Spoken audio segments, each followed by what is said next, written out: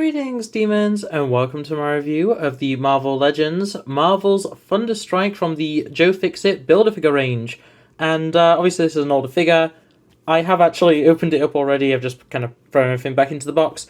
But yeah, let's open it up, get the figure out, and check it out. And getting him out of the box, he's magnificent, honestly. I love this design for Thunderstrike. It's a character that I haven't really followed too closely in comics, but I have seen a few different books that contained him, and this is literally exactly how I envision him. This is the exact look that I think of, with the leather jacket, the sleeveless leather jacket, the big brown boots, the blue underalls, and just that, generic, it's what you expect of a Thor figure, really.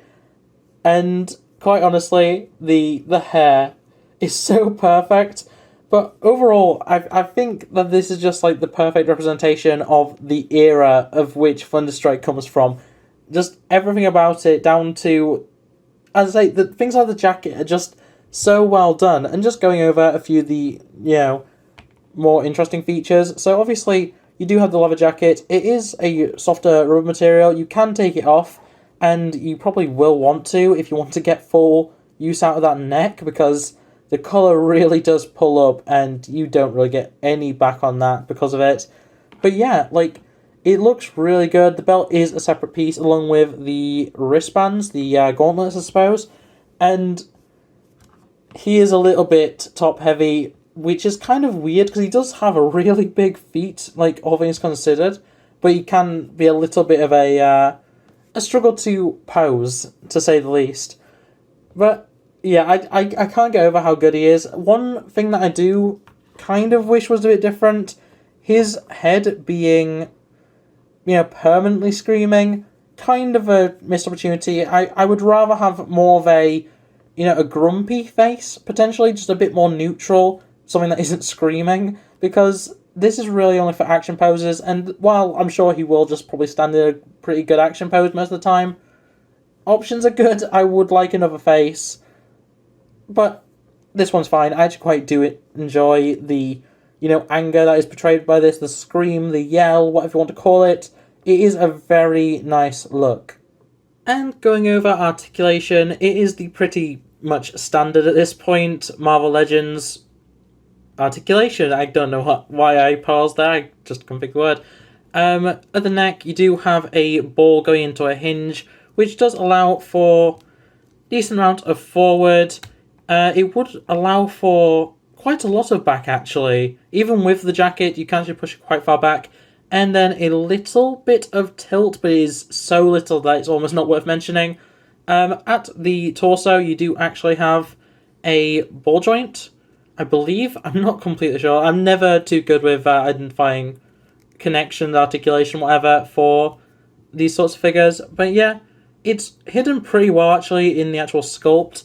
And that allows for a bit of forward, a decent amount of back, actually.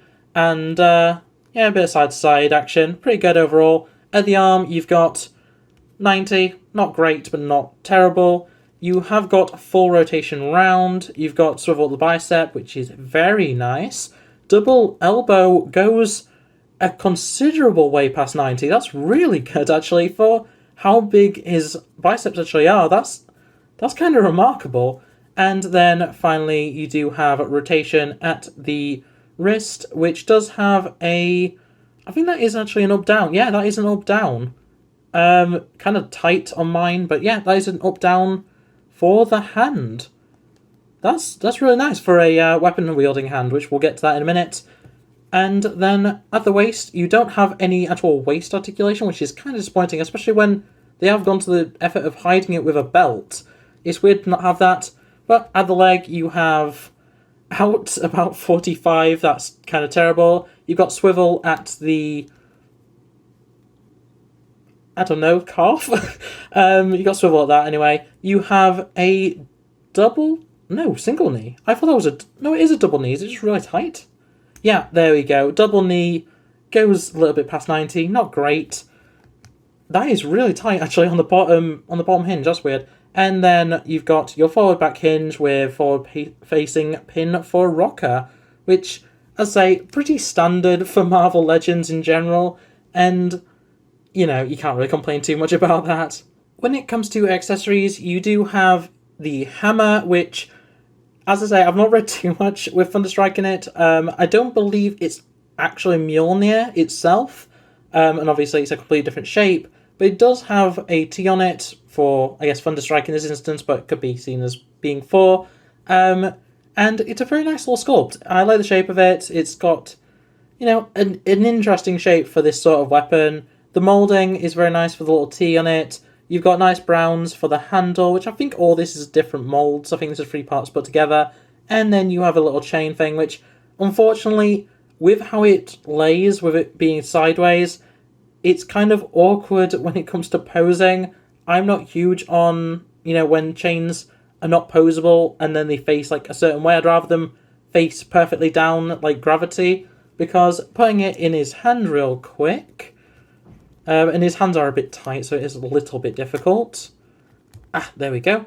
As you can see, like if he's holding it straight up, it's to the side a little bit.